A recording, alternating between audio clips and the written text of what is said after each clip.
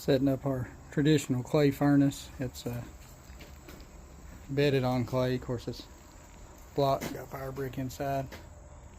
So right here's your most important part, being the throat. This is, we put our sawmill slabs in there. Furnace door right there.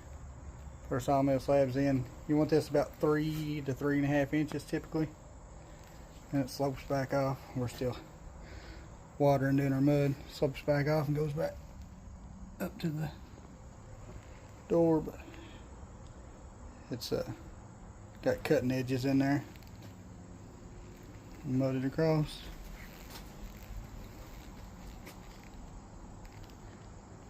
There's the flue. But if you got any questions about furnace setup, we can try to help you. Everybody sets them up a little bit different, but you want about between 3/4 7/8 of an inch running uphill for an evaporator like ours.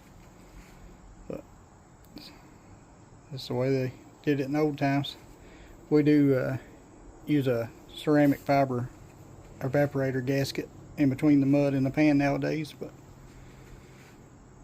still just old clay furnace.